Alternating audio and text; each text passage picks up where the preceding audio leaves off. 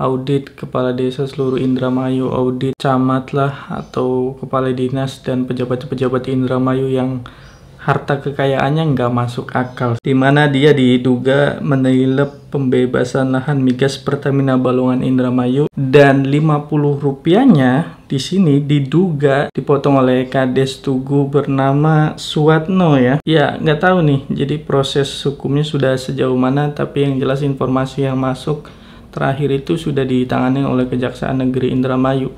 Sebetulnya untuk meneliti persoalan ini kan nggak susah ya, jadi sangat mudah sekali. Dan yang menjadi pertanyaan kita bersama, kenapa aparat penegak hukum juga bertele-tele atau bahkan mengulur-ulur seolah-olah ini persoalan yang rumit gitu. Padahal kan ini bisa dibuktikan secara tidak membutuhkan waktu yang lama untuk bisa mengungkap persoalan tersebut.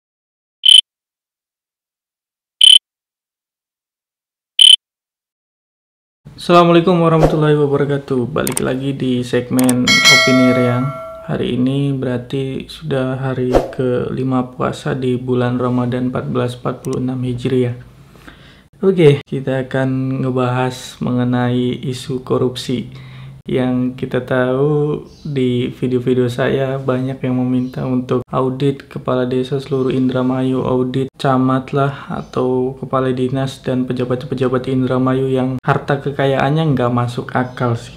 Nah, ini kita akan ngebahas spesifik di Desa Tugu, Kecamatan Sliek, Kabupaten Indramayu. Ingat loh ya, Tugu itu ada Tugu Lea ya, Tugu Lelea. Dan yang kita bahas ini Desa Tugu, Kecamatan Sliek, Kabupaten Indramayu. Iya, ini isu menerpa daripada Kades Tugu, Kecamatan Sliek, di mana dia diduga menilep pembebasan lahan migas Pertamina Balongan Indramayu yang nilainya cukup lumayan besar sih ini, sebesar Rp50.000 per meter persegi.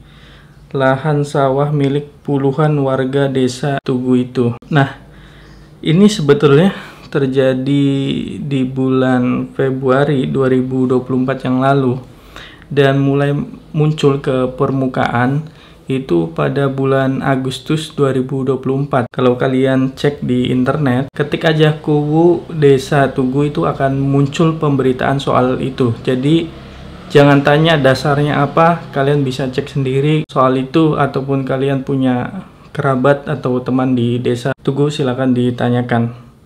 Nah, menurut informasi di sini adalah jadi Pertamina Balongan itu sepakat untuk membayar lahan warga untuk pembebasan lahannya itu sebesar Rp350.000 per meter persegi. Dan 50 rupiahnya di sini diduga dipotong oleh Kades Tugu bernama Suatno ya, sebesar Rp50.000 per meter perseginya. Dan di sini disebutkan ada 30 orang yang mendapatkan pembebasan lahan migas Pertamina Balongan. Saat itu Kubu Suatno memotong Rp50.000 per meter tanpa izin mertua saya dan pemilik lahan sawah lainnya.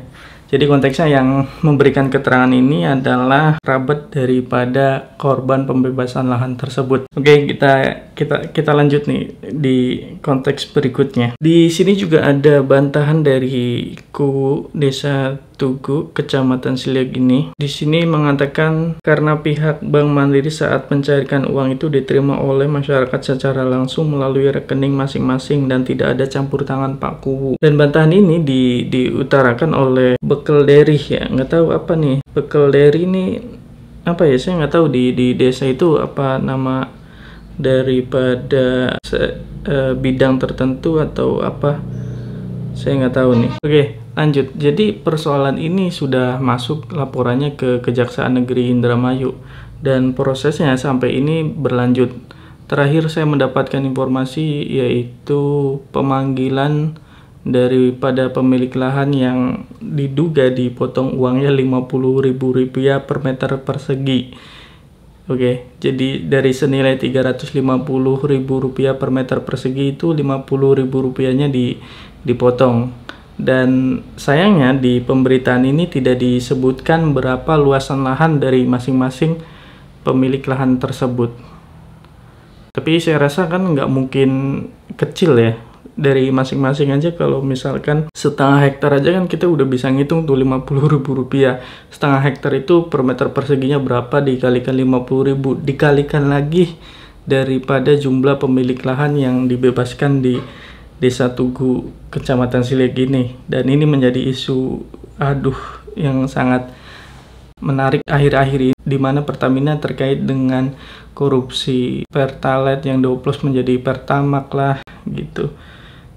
Ya, nggak tahu nih, jadi proses hukumnya sudah sejauh mana, tapi yang jelas informasi yang masuk terakhir itu sudah ditangani oleh Kejaksaan Negeri Indramayu. Sebetulnya untuk meneliti persoalan ini kan nggak susah ya, jadi sangat mudah sekali. Dan yang menjadi pertanyaan kita bersama, kenapa aparat penegak hukum juga bertele-tele atau bahkan mengulur-ulur seolah-olah ini persoalan yang rumit gitu.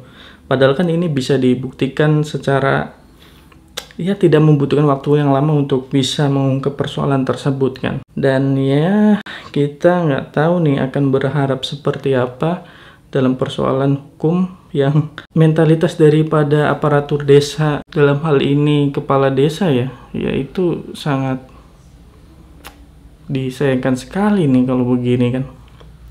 Di video-video sebelumnya saya juga bicara mengenai tidak adanya pembangunan, kemudian jalanan yang berlubang, dan ketika kita berkomitmen untuk audit, saya rasa ini akan menjadi gempa bumi korupsi kali ya di Kabupaten Indramayu. Kepala desanya semuanya dibuka gitu, diaudit penyelenggaranya seperti apa gitu. Ini contoh kecil dari sekian banyaknya desa-desa di Kabupaten Indramayu. Anggaran dana desa, di video sebelumnya saya juga menyebutkan ada sekitar 500 sekian lah ya aparatur desa yang terseret kasus korupsi.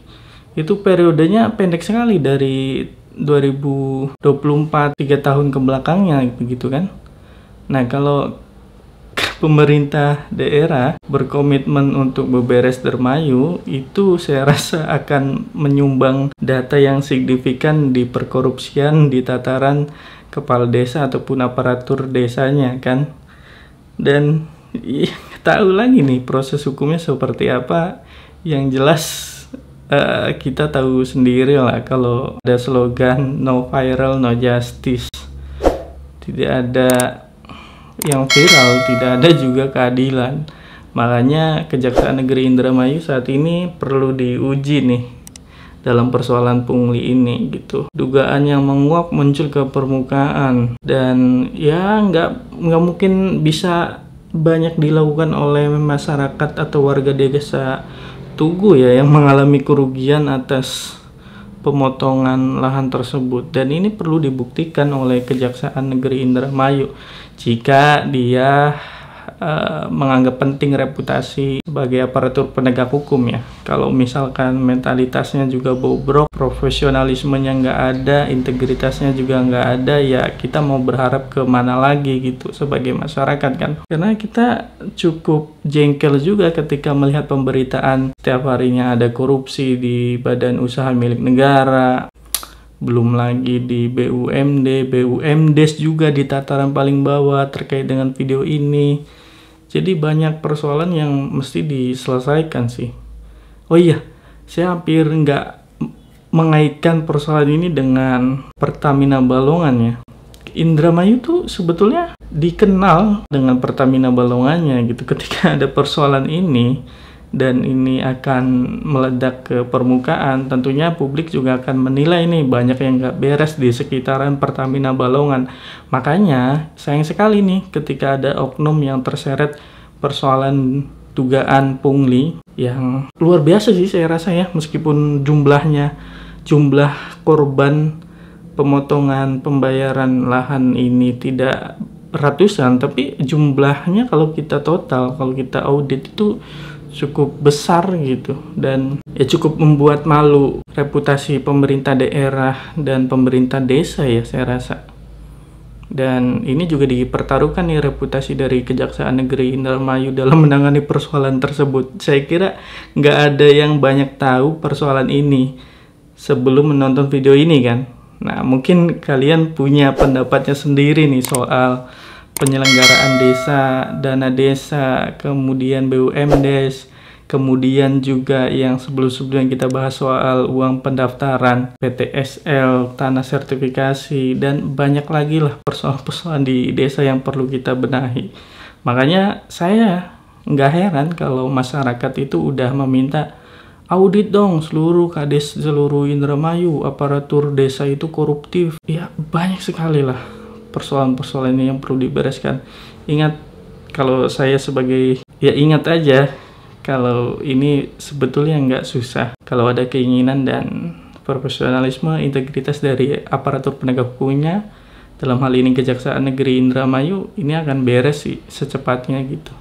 Dan kita juga nggak simpang siur terhadap persoalan-persoalan yang kita laporkan ke Kejaksaan Negeri Indramayu. Nah, mungkin kalian punya persoalan sendiri ataupun ingin menanggapi persoalan ini, silahkan tuliskan di kolom komentar. Terima kasih sudah menonton, menyimak video ini. Wassalamualaikum warahmatullahi wabarakatuh.